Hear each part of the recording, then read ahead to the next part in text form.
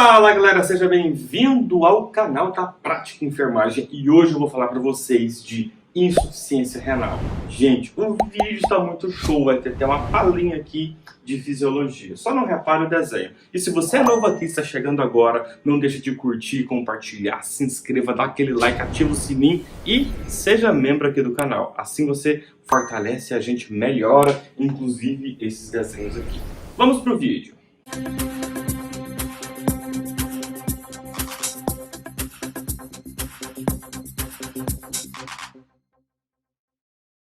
Galera, é o seguinte, para a gente explicar a insuficiência renal, independente se é aguda ou crônica, eu preciso te contextualizar um pouquinho o que o sistema renal ele faz. Ele faz muita coisa, só que se muita coisa não dá para falar aqui no vídeo. Então, o que é importante para você entender como funciona a parte aguda e crônica do sistema renal? Bom, seguinte, gente, isso aqui ficou parecendo uma chave, né? Lembra daquelas chaves? Mas não é uma chave, tá? Eu tentei fazer um esqueminha para que vocês compreendam o néfron, tá? Porque se eu vou fazer o desenho do néfron, primeiro que não vai sair nada, então eu fiz um esquema. Talvez você já até viu esse esquema em algum livro aí, tá? Enfim, isso aqui é meu esquema.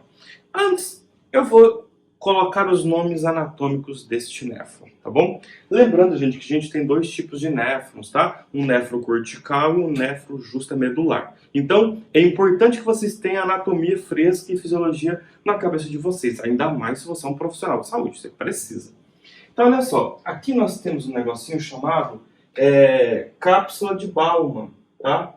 Cápsula de Bowman. Cápsula de Bowman. Ela vai ser substituída para uma cápsula de Bowman ou cápsula nefrética. Cápsula de Bowman. Cápsula renal, gente. Cápsula renal. Então, ela vai ser substituída pela cápsula renal, tá? Então, se você pegar um livro mais antigo, tem cápsula de Bowman. Se você pegar literaturas mais recentes, vai ter cápsula renal. É a mesma coisa, tá? Então tem essa transição. Uma coisa é a transição, outra coisa é quando a literatura aceita dois nomes, tá bom? Então está sendo mudado. Então se você acha alguma literatura ainda com Bowman, com certeza como no futuro, essas literaturas elas estarão como cápsula renal. Aqui nós temos o túbulo contorcido proximal. Proximal a quem? Proximal a cápsula renal, tá bom? Então, aqui a gente tem um túbulo contorcido proximal. Então, túbulo contorcido proximal.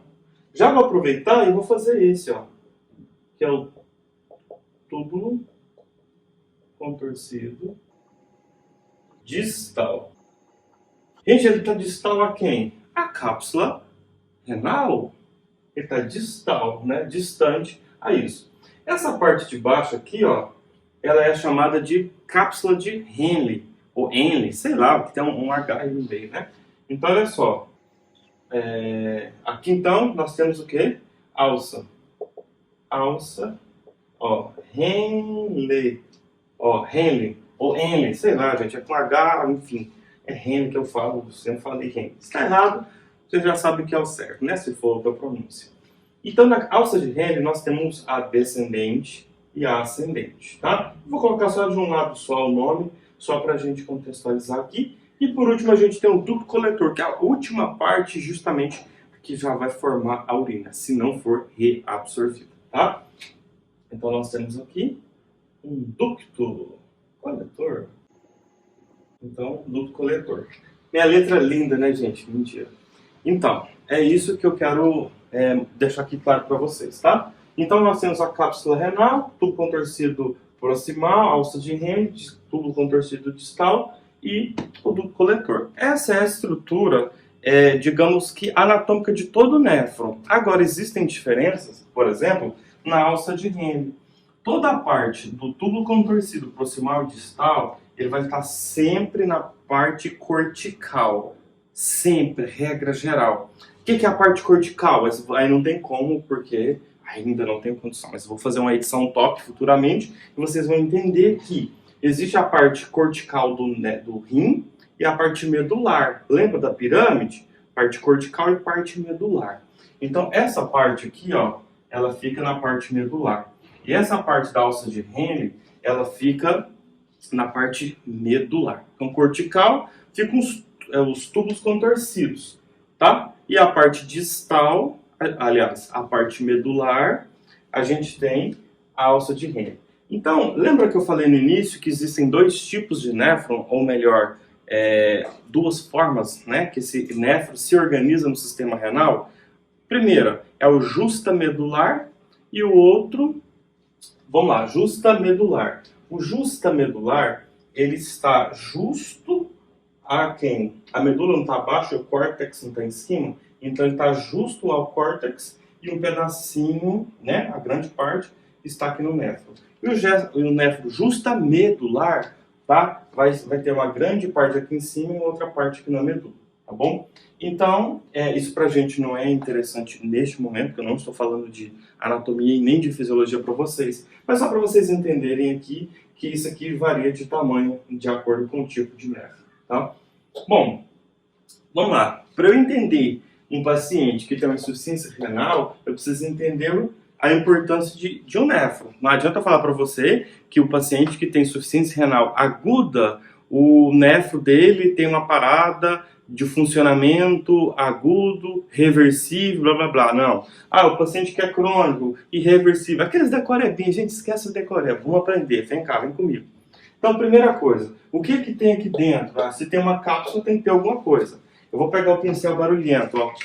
Tem gente que incomoda a gente com esse barulho, tá? É chato mesmo. Não sei porquê, mas tem um negocinho lá dentro que eu já tentei, mas ele não sai. Enfim. Gente, olha só.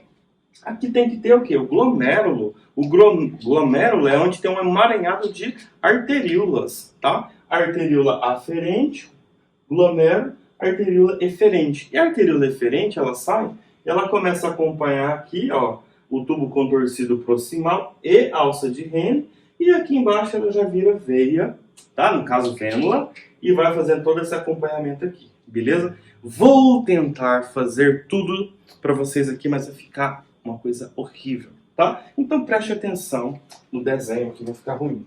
Bom, entrando aqui, ó, arteríola aferente, tá? Aferente, aí chega aqui, vai ter um emaranhado, depois ela sai. E ela faz isso aqui, ó. Ela começa a fazer esses cruzamentos aqui.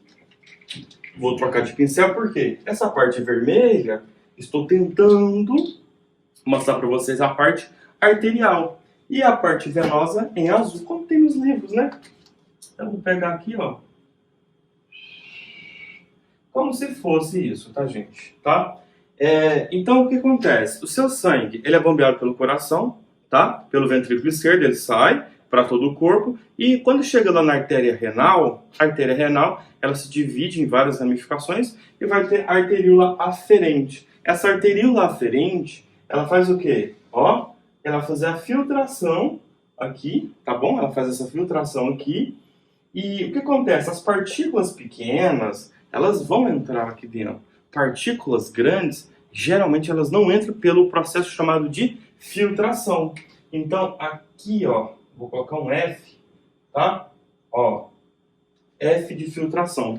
O único lugar no néfron que faz filtração é na cápsula renal. Nenhum outro lugar faz filtração, beleza? Então, filtração, filtra as moléculas pequenas. Glicose, sei lá, íons, coisas pequenas, partículas menores vão ser filtradas, beleza? Éder, mas vai ser filtrada. Para e pensa. Tudo que filtra entra aqui, ó. Ó. E vai virar o quê? Eu vou até colocar aqui embaixo, ó. Urina. Urina. Não, calma. Nem tudo que é filtrado vira urina. Por quê? Porque nós temos um processo de reabsorção. Eu vou reabsorver, tá? Então a gente tem aqui, ó, por exemplo, coisas que são reabsorvidas, coisas que são secretadas, tá? Então não vou colocar muito aqui não, porque o desenho já tá bagunçado, tá, gente? Então nós temos aqui, ó, isso, tá? Então sempre a gente tem a possibilidade de reabsorver ou de secretar alguma coisa. Eu vou fazer isso aqui pra gente otimizar o nosso tempo, porque eu não tô dando aula de fisiologia para vocês, tá bom?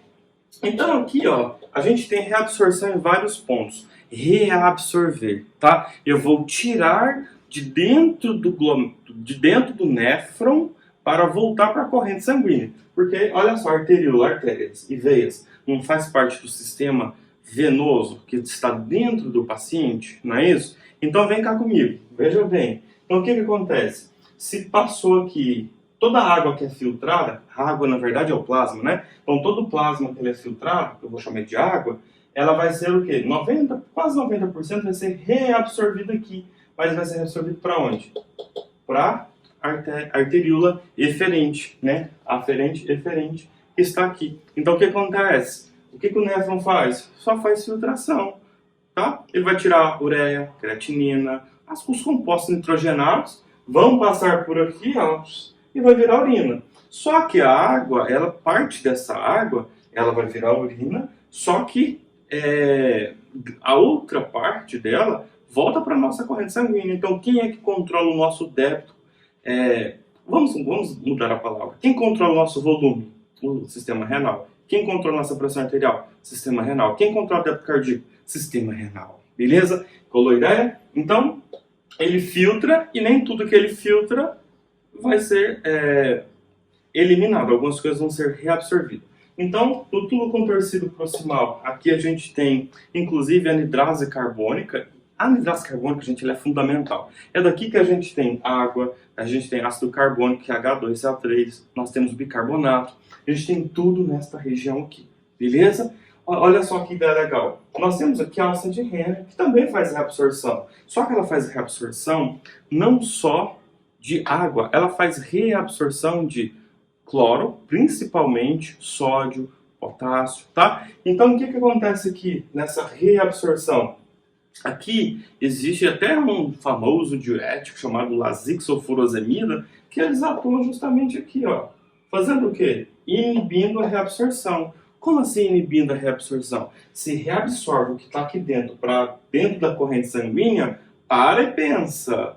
O que é um diurético? Diurético vai ser um bloqueio, ou seja, o líquido passa aqui e vai ser eliminado. Você não quer diminuir o volume do paciente? Então, se bloquear com um diurético, o que vai acontecer? A gente tem uma diminuição de volume urinário, beleza?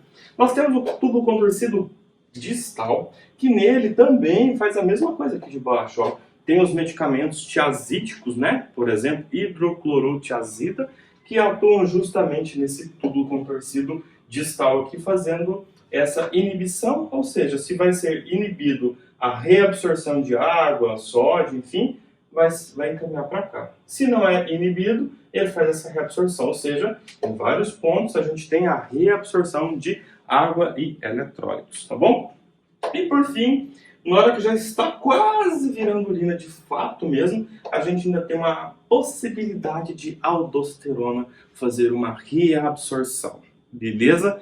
Ah, a aldosterona, ela tá aqui, sim. E quando a gente inibe a aldosterona, o que acontece? A mesma coisa. Se ela vai reabsorver o que estava sendo quase virando urina, ela reabsorve, eu tenho que bloquear ela com o nome do medicamento espironolactona. E ela é um poupador de potássio. Então, que legal. Se a gente não pode perder o íon potássio, qual que é o melhor diurético? Dependendo da circunstância, um espironolactona que atua aqui na aldosterona. Vamos largar de enrolação, vamos para o que interessa. Gente, o sistema renal é lindo, maravilhoso, não dá para explicar tudo aqui, foi muito rápido, tá? Pulei muitas etapas aqui, mas esse aqui é o grosso.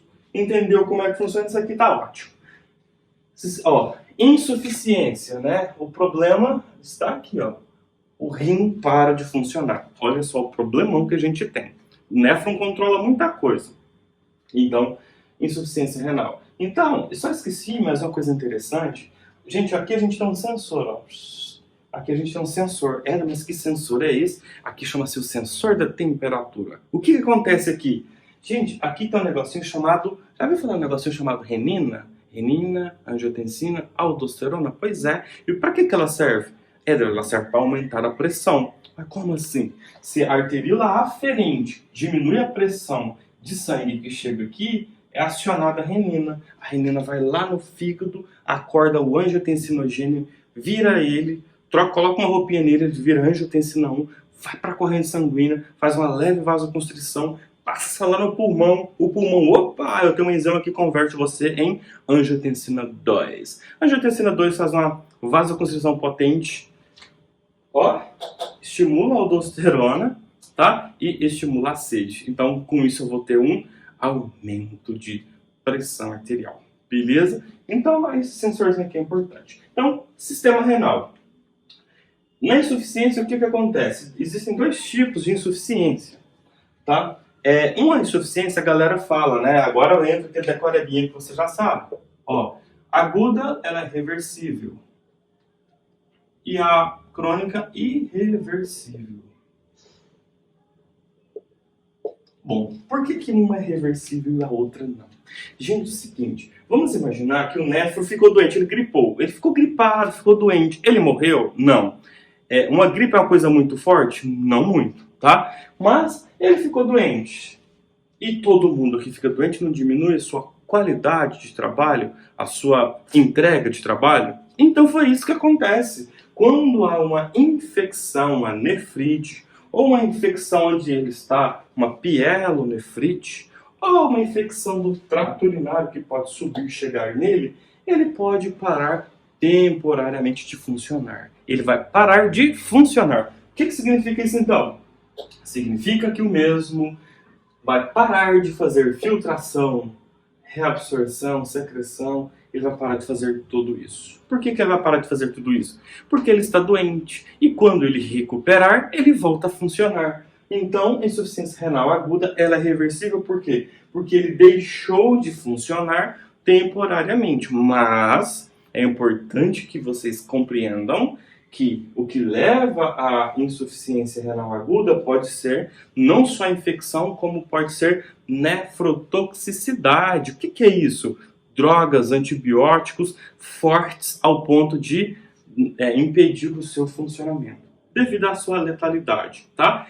O que pode acontecer? Em alguns casos ele realmente pode morrer. E se ele morre, a gente tem uma perda muito grande, tá? Bom, existe a fase pré-renal, que a origem é antes de acontecer algo aqui no néfron. Aí a gente está falando de diminuição de volume, queimaduras, choque hipovolêmico, enfim. Nós temos a origem renal, que é no próprio néfron, né? No caso pode ser a infecção. E a gente tem origem pós-renal. O que é origem pós-renal? É algo que acontece após o néfron, ou seja, no trato urinário. Pode ser bexiga, pode ser uretra, pode ser infecção do trato urinário. Um caso muito específico, né, infecção do trato urinário, é uma causa pós-renal de insuficiência renal. Galera, então, basicamente é isso aqui. Tratou a causa, seja ela pré-renal, renal-renal, pós-renal, a gente tem o nosso rim novamente funcionando, tá? Agora, a crônica é o problema, porque ela é irreversível. E aqui, ó, a gente tem um decorebinha que fala que ela é rápida e aqui lenta. Lembra disso? Tá? Lenta. Por que ela é lenta? Porque ninguém perde um néfron hoje e sente ele. Você tem aproximadamente 6 milhões de néfrons, ou seja, praticamente quase 3 milhões em cada rim. Tá? Nós temos 2 rins, então nós temos quase 6 milhões de néfrons. Então se você perde um néfron hoje, um néfron amanhã e assim por diante, você não vai perceber. Mas com o passar do tempo, você vai ter o quê? Uma perda significativa da função renal. E aí que mora o problema. Qual o problema? A gente tem um sério problema, tá? Que é fazer terapia renal substitutiva, que é um dos vídeos que eu vou fazer ainda hoje, para colocar essa semana para vocês. Gente, então vamos lá, vamos só finalizar aqui. Então, no caso, a crônica é algo irreversível, então pode ser um diabetes não equilibrado, o cara que tem muita glicose, o excesso de glicose, ela pode lesar isso aqui? Pode. Um paciente hipertenso, né, de tanto ele manter a pressão arterial em níveis altos, o que pode acontecer? O sangue chega com uma pressão muito grande aqui, pode lesionar essa parte de filtração. E o néfron, ele não regenera. Uma vez que ele é lesado, ele para de funcionar e não volta mais. Ele é birrento, ele é implicante. Então, não deixa o sistema renal sem funcionar. Beleza? Então é isso, galera. irreversível, que agora é de terapia dialítica, seja diálise, hemodiálise, enfim. É a Adviser que ensina da mesma forma, só que eu vou fazer terapia renal substitutiva por um período, tá? Depois eu paro aqui pro resto da vida até conseguir um transplante, beleza? Te espero no próximo vídeo.